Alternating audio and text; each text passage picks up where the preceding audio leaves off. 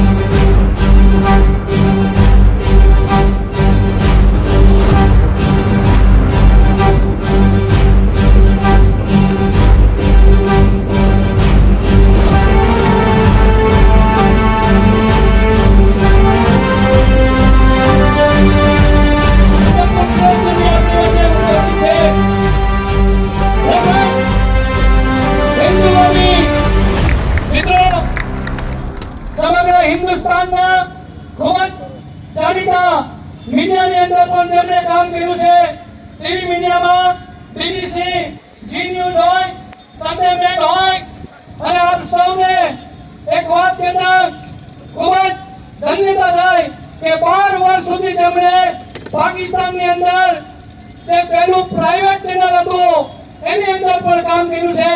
તો આપણે વિનંતી કરીએ માનનીય પુષ્પેન્દ્ર કુલશ્રેષ્ઠ સાહેબને, પ્લીઝ વેલકમ સર. ભારત માતા કી જય.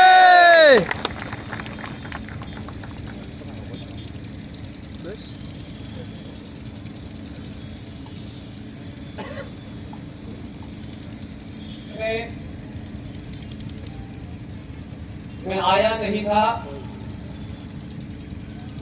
तब तक इस शहर का नाम किताबों के माध्यम से जानता था, और जब छोटा था तो समझता था कि यहाँ कोई एक साहब पैदा हुए हैं, शायद उसी वजह से इसका नाम पोरबंदर रखा गया है।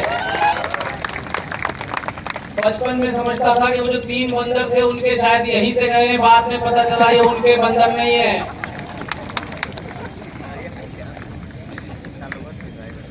इस शहर की पहचान अगर आप मुझसे पूछें तो मैं भगवान कृष्ण के मित्र दोस्त सुदामा से जानता हूं। मेरे लिए सुदामा सबसे बड़े हैं। इसलिए आज के इस कार्यक्रम में एक ऐसे समय में यहां पहुंचा हूं जो 2-3 घटनाएं हुई हैं, उस पर मैं अपना एक आम नागरिक की हैसियत में नजरिया रुख साफ साफ करना चाहता हूं। जितने भी पोरबंदर के गणमान्य नागरिक, मेरी माएं, बहनें, बेटियां, युवा साथी, आप सब मेरे परिचय में ये जानते हैं, कोई अपना हो या पराया हो, माफी किसी को नहीं देता हूं मैं। मेरे मूल में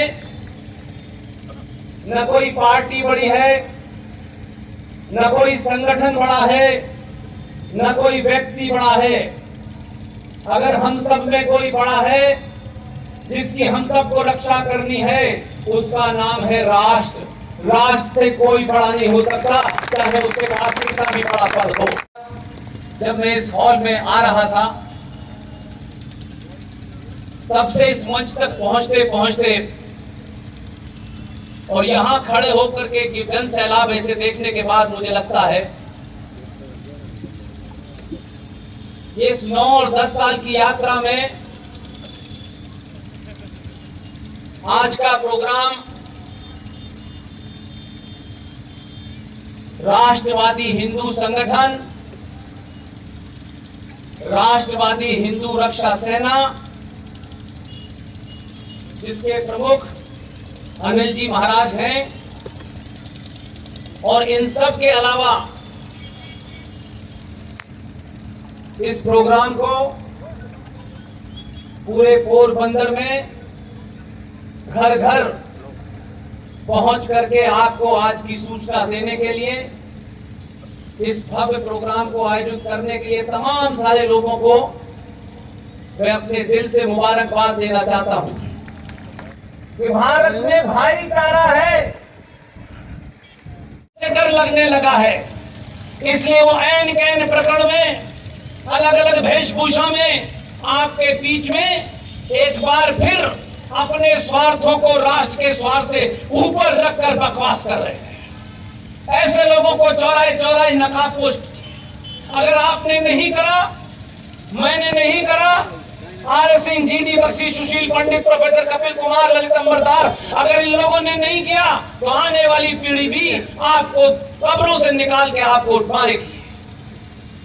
बी आर अम्बेडकर, जिसका नाम पूरी दुनिया जानती है, ये उनकी कही हुई बात है, मेरी नहीं है।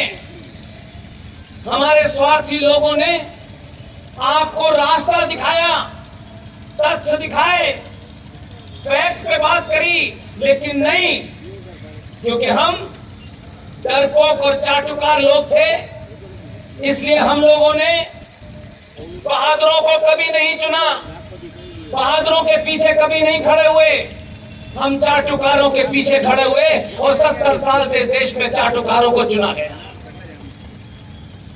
B.R. अम्बेडकर ने अपनी किताब पाकिस्तान और पार्टीशन ऑफ इंडिया, उसके पेज नंबर 375 पर साफ साफ लिखा, अम्बेडकर ये लिख के चले गए, लेकिन ये बात हमको नहीं पढ़ाई, धूल वाले चाचा की झूठी मक्कारी बातें पढ़ाई गई। और इसी शहर से निकले थे एक 2 अक्टूबर को, उन्होंने बची कुची कसर पूरी कर दी। लोग आज कहते हैं मिलावट हो रही है, दाल में कंकड़ मिलाने से किसी व्यक्ति का स्वास्थ्य खराब हो सकता है, लेकिन राष्ट्रों में मिलावट करने से सभ्यताएं समाप्त हो जाती है। एक साहब ने महान बनने के लिए, क्योंकि आज फैशन हो गया है, बिना तथ्यों के बात करो, भावनाओं में बहकर बात करो, और भावनाओं में बहकर के ना आपके पास फैक्ट होता है ना फिगर होती है, इसलिए आपकी बात को जब कोई चुनौती देता है तो आप उससे तर्क नहीं करते हैं, आप उससे भागने लगते हैं। ये B.R. अम्बेडकर ने कहा है, इस्लाम में भाईचारा सिर्फ अपने ही इस्लाम के अंदर होता है। इस्लाम के मानने वाले अपने अलावा किसी दूसरे को भाई नहीं मानते हैं, ये अम्बेडकर ने लिखा है। और आपने क्या समझ लिया? आप 70 साल तक इस बीमारी से ग्रस्त रहे, आपके बुजुर्ग बड़ा काम करके गए, 1947 में ये देश बटा, आज तक बड़े से बड़े हिंदुओं के ठेकेदारों ने ये बात नहीं कही। हर एक का स्वार्थ है, और स्वार्थ भी बहुत छोटा है, कोई नहीं बोलना चाहता। किसी को पार्टी रोकती है, किसी को संगठन रोकता है, किसी का कैरियर खराब होने का डर रहता है। इसलिए आज भी ये बीमारी चल रही है, जो समाज 70 सालों से 700 साल से जिन लोगों से जंग लड़ रहा था, जिस बीमारी से जूझ रहा था, आज भी भारत का सनातनी हिंदू, इसके बहुत से ठेकेदार सड़क सड़क चौराहे चौराहे कहते हैं हमें भाईचारा बताना चाहिए, हमें भाईचारे को बढ़ावा देना चाहिए। 70 सालों से सनातनी हिंदू को नहीं पता था, लेकिन आज आपको पता हो गया है। इसलिए ये गलती दोबारा मत कीजिएगा। इतिहास में जो लोग अपने भूतकाल से, इतिहास की घटनाओं से जो समाज नहीं सीखता, उसे इतिहास अपने अंदर जगह नहीं देता। 70 सालों से ये सुनते सुनते आज ये दिन आ गया कि संचार क्रांति के माध्यम से गली गली मोहल्ले मोहल्ले पता चल गया इस भाईचारे में भाई कौन है और चारा कौन है। ये पता चल गया है कि नहीं चल गया है? आप हाथ उठा के बताइए। आज के बाद पोरबंदर के तमाम सारे नागरिकों से मेरा निवेदन है, आपसे कौन खुश होगा, कौन नहीं खुश होगा, कौन नाराज होगा, आपका क्या नुकसान होगा, आप एक चीज का ध्यान रखें,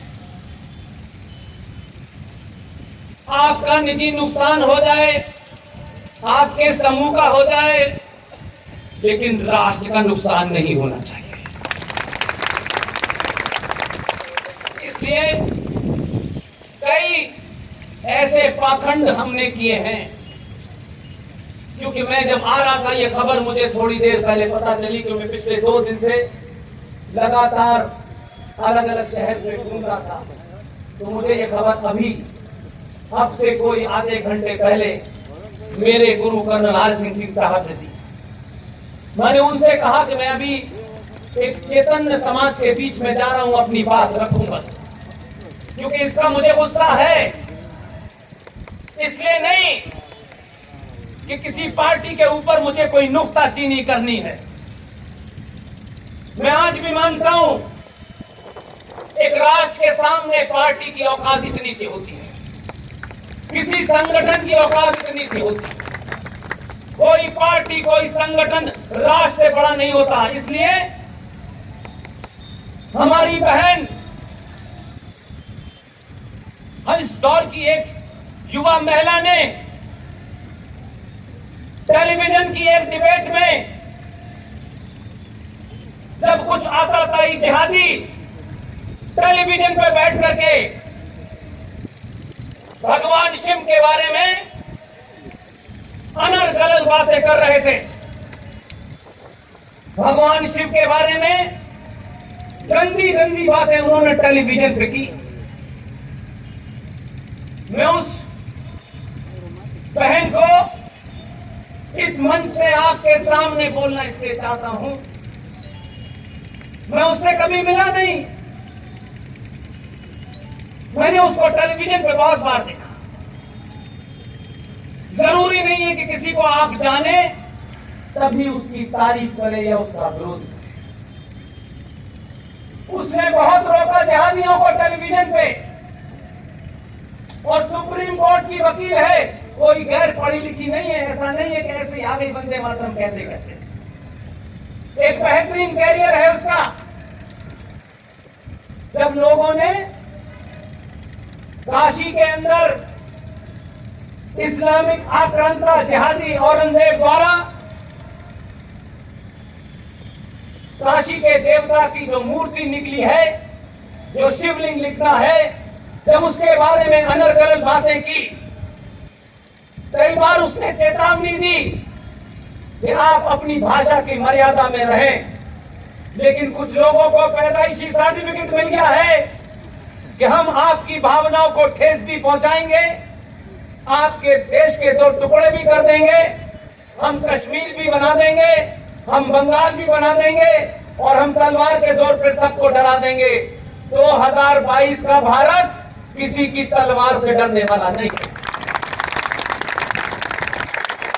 इसलिए नुपुर शर्मा, आप सबके बीच में उसका नाम पूरे आदर से लेना चाहता हूं। नुपुर शर्मा ने जब ये बात कही कि अगर अभी हम कार्टून बना देंगे तो आग लग जाएगी, और ये कमाल का समाज है, कहते हैं कि उनकी तस्वीर ही नहीं है,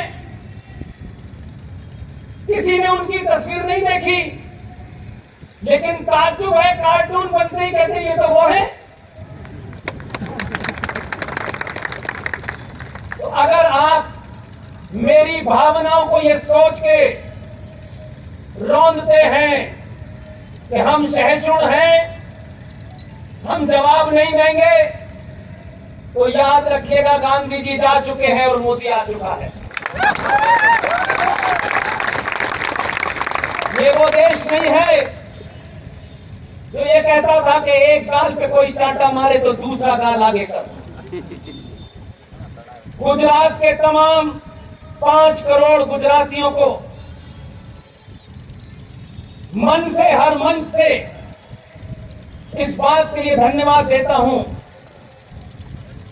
आप सब जानते हैं कि मेरा किसी पार्टी से, किसी विचारधारा से, संगठन से एक पाई का लेना देना नहीं, और शायद यही बात है कि मैं अपनी बातों में किसी किस्म का नुक्ता ऊपर नीचे नहीं करता हूं, जो है सपाट अंदाज में कह देता हूं। इसलिए नुपुर शर्मा, कुछ लोगों को लगता होगा कि आज तुम अकेली हो। मैं भारत के तमाम उन गणमान्य नागरिकों, युवाओं से अपील करता हूं, आप सबके माध्यम से देश भर से अपील करता हूं, इस सभा से लेके कल की सभा से लेके लगातार जितनी सभाएं करूंगा, इस मुद्दे को हर सभा में उठाऊंगा,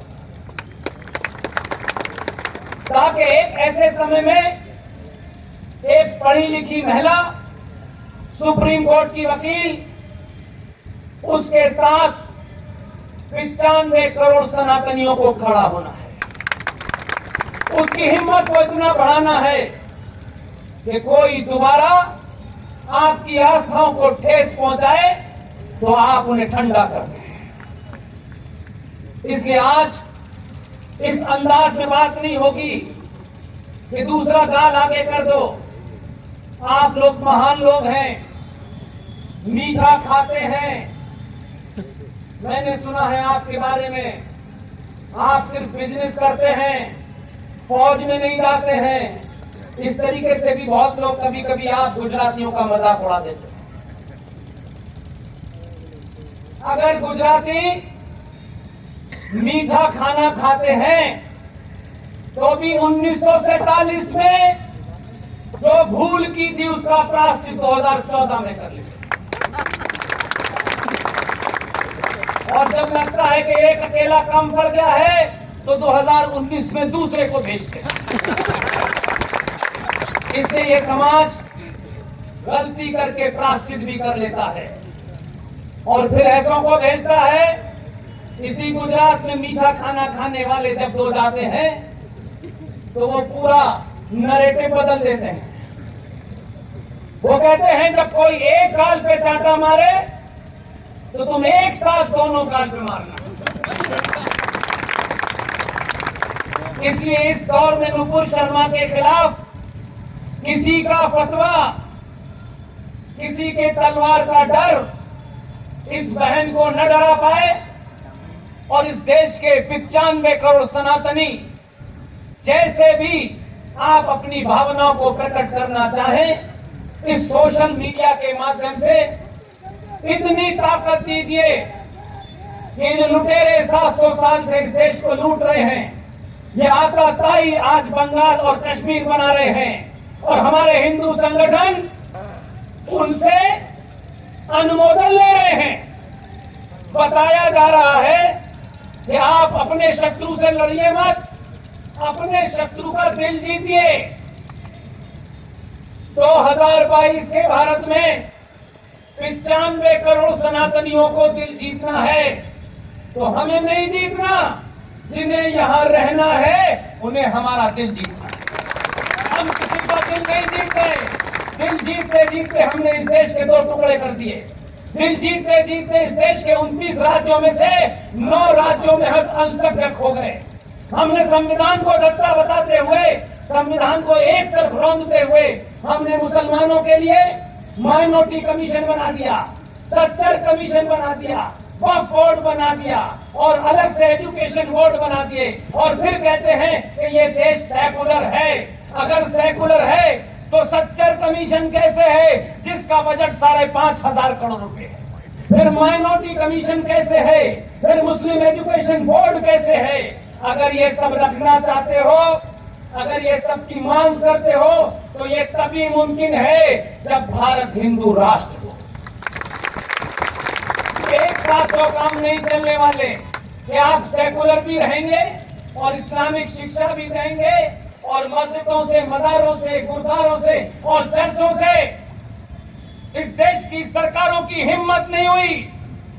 70 साल तक हम चुप बैठे रहे क्योंकि हम सिर्फ मैं, मेरी जाति, मेरा भाई, मेरी बहन, मेरा रिश्तेदार इस बीमारी से बाहर नहीं निकले।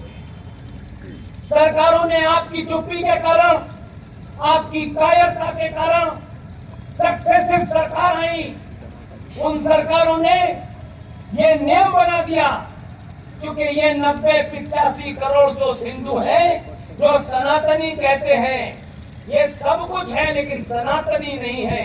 इसलिए 2 एग्जाम्पल देता हूं आपको।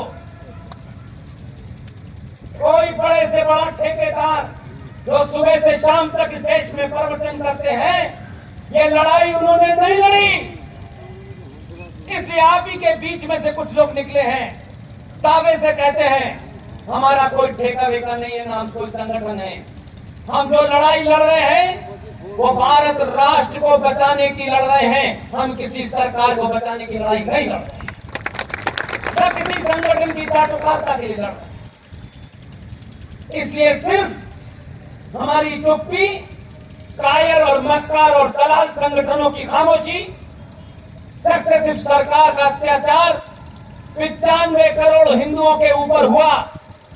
अब इस बात को अगर आप रखते हैं तो बहुत सारे पाखंडी हिंदू कहेंगे देखिए साहब इन मुद्दों को मत उठाइए, इससे समाज में द्वेष फैलेगा। यही बीमारी 1943 में थी, तब 21 लाख हिंदू मरे थे और देश विभाजित हुआ था। तब ये भी हुआ था और आज भी ये हो रहा है। बार बार हमें ये कह के डराइए मत। इसलिए सिर्फ इस सेकुलर भारत में एक ही कमजोर, एक ही डरपोक और एक ही कायर कौम सत्ता को नजर आई। इसलिए देवस्थानम बोर्ड जो तिरुपति में है 1300 करोड़ रुपया सालाना जो उस पे आता है वो सरकार के खाते में चला जाता है। वैष्णो देवी जहां आप सब लोग जाते हैं, उस मां के दरबार में जाकर के अपनी आप दान दक्षिणा करते हैं। हम कायरों, ये मैंने इसलिए कहता हूं, गली गली देश में आश्रम बने हुए हैं, हजारों संत साधु हैं हमारे, पूजनीय हैं, लेकिन ये मुद्दे उन्हें उठाने चाहिए थे, वो भी नहीं उठाते। हर जगह आपको मिलेंगे। हमने तो देखा कि जब कुंभ होता है तो हम यही खबर सुनते थे टेलीविजन पर कि कुंभ में इस बात के ऊपर साधुओं में झगड़ा है कि पहले कौन स्नान करेगा। तलवारें चल रही हैं, यहां तो तलवार चलाने का जोर है, लेकिन पालघर में 2 साधुओं को मार दिया गया। मैंने देश में वो प्रतिक्रिया नहीं देखी। हम किस लिए ये वस्त्र पहन के घूम रहे हैं? ये मांग 5 से 10 करोड़ साधु संत उठाते, भारत के नागरिकों से अपील करते कि अगर ये देश सेकुलर है तो मजारों से, गुरुद्वारों से, गिरजाघरों से जो दान पत्र मिलता है उसे सरकार लेने की हिम्मत नहीं जुटा पाती। मैंने पूरे देश में सिर्फ 2 जगह का स्थान बताया है। देवस्थानम बोर्ड से 1300 करोड़ रुपया और वैष्णो देवी से 520 करोड़ रुपया हर साल सरकार ले जाती है। आपकी कायरता, आपके बीच में ये फेक झूठे मक्कार ठेकेदार, आपके कारण हिंदू मंदिरों का अधिग्रहण सरकारों के पास में है।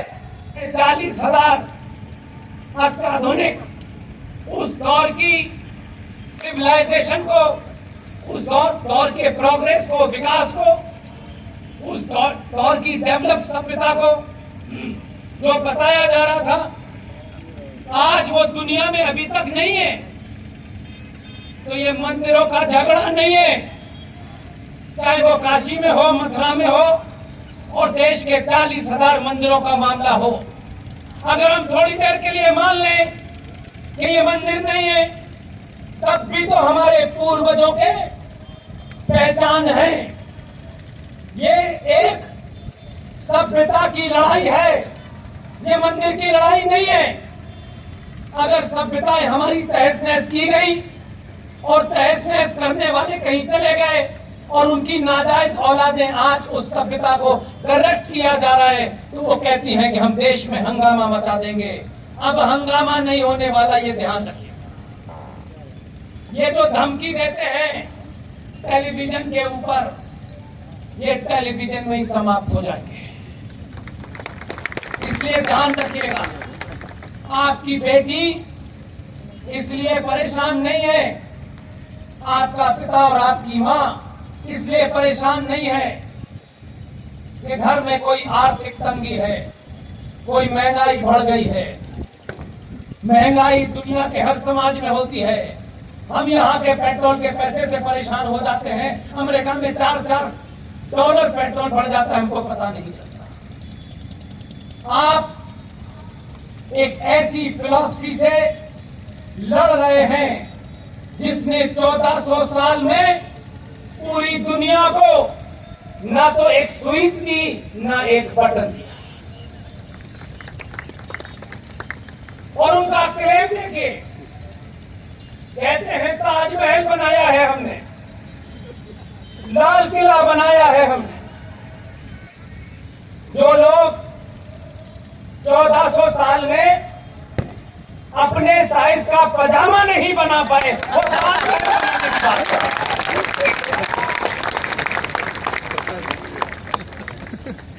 इसलिए आज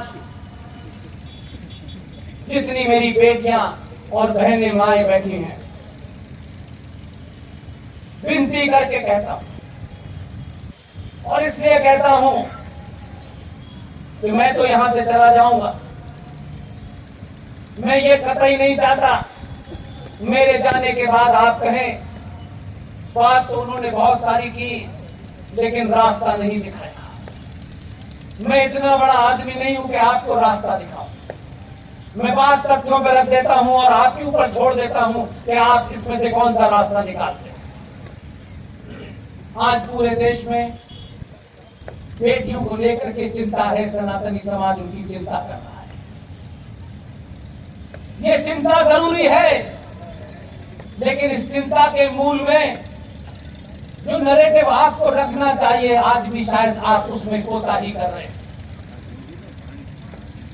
आप अपने आइडियल बदलिए, अपनी बेटियों के साथ बैठिए, उनसे चर्चा करिए, दोस्त की तरह व्यवहार करिए। और एक बात ध्यान रखिएगा, आपके कारण आपकी बेटियां बिगड़ी हैं। आपके कारण आपकी बेटियां वो बात नहीं समझ पा रही क्योंकि आपने न उन्हें समझाने की कोशिश की, न उनके सामने मिसाल रखने की कोशिश की। आपने गलत आइडियल पैदा कर दिए। इसलिए आज बहनें और बेटियां, ताज्जुब है, एक ऐसा सिविलाइजेशन जिसे पूरी दुनिया नतमस्तक करती रही, उस समाज की माएं, बहनें और बेटियां आज खूबसूरती की परिभाषा तैमूर की अंगनी को समझती हैं। हमारे यहाँ क्रीम पाउडर लगाने से सनातनी महिलाओं की खूबसूरती तय नहीं होती। हमारे समाज में, हमारी सभ्यता में घोड़े पे बैठकर पीठ में बच्चे को बांधकर रानी झांसी से तय होती है कि ये कौन सी कोशिश। हमारे समाज में खूबसूरती की परिभाषा छत्रपति शिवाजी महाराज की मां जीजाबाई तय करती है। हमारे समाज में आज के आधुनिक युग में अगर मेरी बेटी को, मेरी बहन को सुंदरता की परिभाषा देखनी है तो बाहुबली की देवसेना को देखिए और वो बनिए। कोई जिहादी, कोई पागल कुत्ता ना आपको काट सकता है, ना आपको मार सकता है।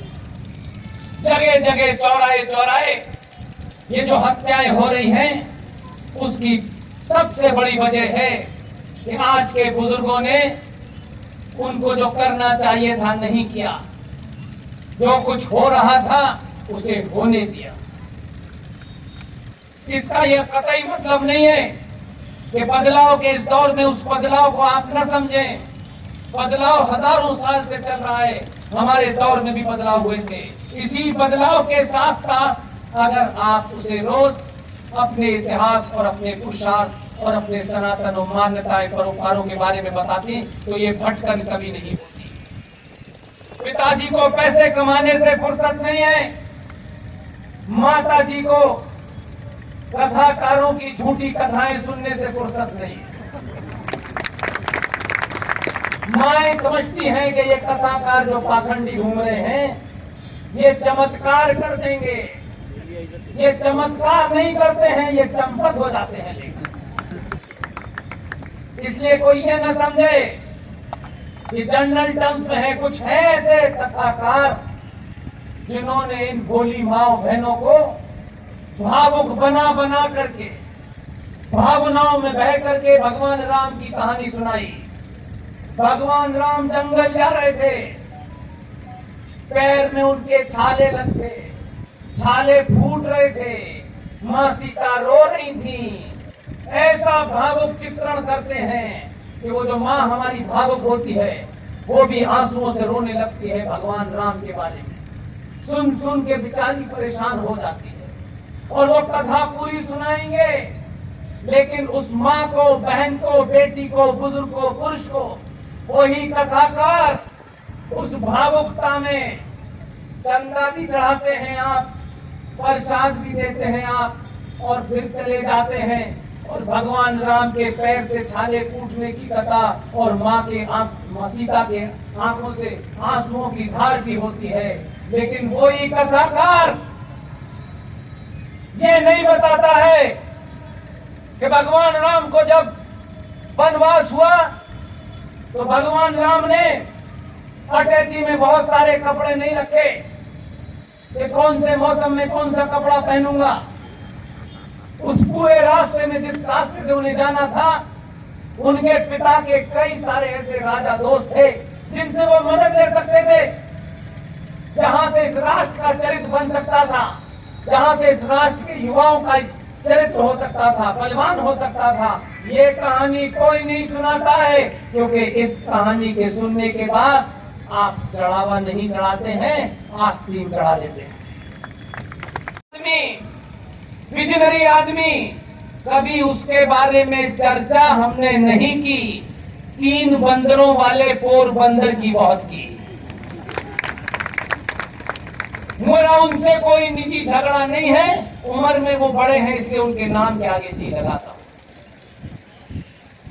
हमारे संस्कारों में कभी ये नहीं था कि जो बड़े पद पे है उसके आगे जी लगाना है। पद से हमारे समाज में कभी कोई बड़ा नहीं हुआ, ज्ञान से बड़ा हुआ। वो ज्ञानी कितना भी गरीब है, पेड़ के नीचे बैठ करके अगर ज्ञान की बात कर रहा है तो उसके चरण छूना जरूरी है। बड़े बड़े पदों पे बैठने से ज्ञान का कोई वास्ता नहीं है, बल्कि इतिहास ये कहता है कि जो जितने बड़े पद पे बैठता है उतने ही बड़ा मूर्ख होता है। इसलिए आज भी हमारे समाज में ये जो बीमारी है, जात की बीमारी है, ये कोई नहीं बताता कि ये जाति का जो क्लासिफिकेशन है ये हमारे यहाँ समाज को चलाने के लिए किया गया था। ये डॉक्टरों की कम्युनिटी है, ये इंजीनियरों की कम्युनिटी है, ये एमबीबीएस वालों की कम्युनिटी है, ये पत्रकारों की कम्युनिटी है। इसका ये अर्थ कतई नहीं था कि ब्राह्मण के पेट से ब्राह्मण ही पैदा होगा, ये कतई नहीं था। ये आपकी सामाजिक व्यवस्था थी, ये कभी मजहबी और पंथीय व्यवस्था नहीं थी। और आपके पास उदाहरण थे, इसलिए मैंने कहा चिमटा लेकर के घूमने से ज्ञान नहीं आता है। ज्ञान सीखने के लिए अपने अंदर के उस द्वंद्व को बाहर करना होता है, तब आप सही बात समझ पाते हैं। इसलिए हमारे समाज में कहा गया कि भारत ये तो जाति व्यवस्था का देश है, खूब जातियों की बात हुई और जातिवादी लीडर पैदा हो गए, जातियों में साधु संत भी हो गए। आज भी हमारे यहाँ एक संत है जिसने संत होने का धर्म निभाया, और संत की शक्ति देखिए। जब संत बनते हैं तो संसार के तमाम भौतिक सुखों से, भौतिकवाद से अपने आप को दूर कर लेते हैं। और जब ऐसे लोग आपके बीच में होते हैं और आप उनको चुनकर बड़ा बनाते हैं, तो बदलाव कैसे होता है इसकी मिसाल देना चाहता हूं। उत्तर प्रदेश में चुनाव हुआ 2017 में। एक आदमी जो चुनाव नहीं लड़ा, जो चुनाव की रेस में नहीं था, लेकिन चुनाव होने के बाद गुजरातियों ने जो देश में सत्ता के शीर्ष पे बैठने के मापदंड तय किए, उन मापदंडों के कारण ऐसा माहौल बना कि उत्तर प्रदेश में जिस आदमी ने चुनाव नहीं लड़ा, उन्होंने कहा कि जब गुजरातियों ने 70 साल बाद ये तय कर दिया है कि अब सत्ता पे वही बैठेगा जो इस देश में इस्लामिक आतंकियों के दलालों को मार गिराएगा। उसकी जाति क्या है, इस समाज ने नहीं देखा कि वो कौन सी जाति का है।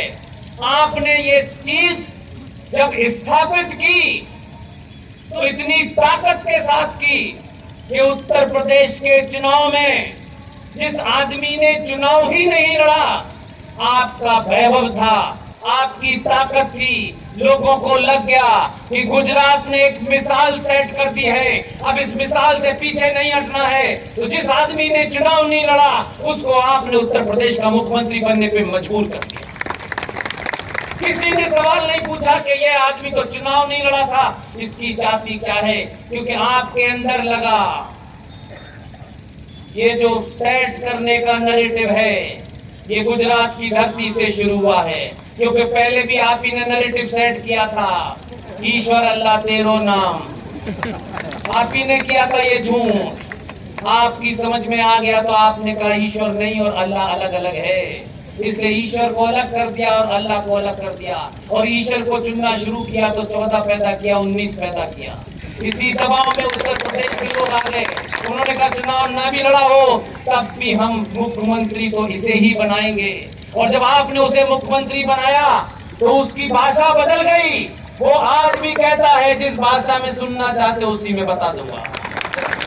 यही पैदा करना है पूरे देश में, ये दलालों को पैदा नहीं करना, ये मक्कारों को पैदा नहीं करना। रावण ब्राह्मण था, हाँ या नहीं? दोनों ब्राह्मण थे, लेकिन आप उस घटना को सही पर्सपेक्टिव में देखिए। रावण ने बहुत ज्ञानी था, रावण ज्ञान की कमी नहीं थी, उसके ज्ञान पर सवाल नहीं उठाया जा रहा। रावण से अपने जीवन में एक अनैतिक कार्य हो गया, उसने एक गलती कर दी। रावण अपने कृत्य के कारण तब से लेके अब तक चौराहे पे जलाया जाता है, और परशुराम अपने कृत्य के कारण मंदिर में पूजे जाते हैं। इससे आगे बढ़िए, हमारे यहां राजनीति में ये बात इसलिए कहना चाहता हूं कि अगर सत्य पता ना हो तो जाति को बदनाम मत कीजिए। ये आपको मां के पेट से नहीं मिली। उत्तर प्रदेश में ये घटना के कारण बता रहा हूं। कोई एक गुंडा था, इतना ही कहना चाहता, अच्छा बुरा छोड़। हमें पता चला कि गुंडे की भी जाति होती है। इतना नाम से इत्तेफाक से उसका नाम सरनेम कोई दुबे था, उसका इनकाउंटर हो गया। ये बात आपसे कोई नेता नहीं कहता क्योंकि उसकी मजबूरी होगी, मेरा कोई मजबूरी नहीं है, आपके सामने तथ्य रखने के लिए कहता। उसका इनकाउंटर हो गया। इनकाउंटर होने के बाद उत्तर प्रदेश में जब मैं गया तो एक नैरेटिव क्रिएट किया गया कि साहब ये जो मुख्यमंत्री है ये ब्राह्मणों के खिलाफ है, और इसने दुबे का इनकाउंटर किया है इसलिए क्योंकि वो कोई जो गुंडा था, बदमाश था, उसका सरनेम दुबे था।